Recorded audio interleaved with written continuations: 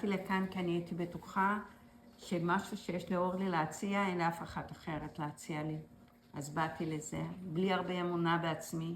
אני יוצאת היום מלאת אמונה בעצמי, במה שלמדתי כאן, בדרך הכל כך עדינה שאורלי מעבירה עם האנשים שהיו בקבוצה. כל ההיכרות עם הידע העתיק שקיים במים, וזה מתנה מאוד מאוד מאוד גדולה. תמיד אהבתי מים, אבל אף פעם לא את ההבנה העמוקה הזאת.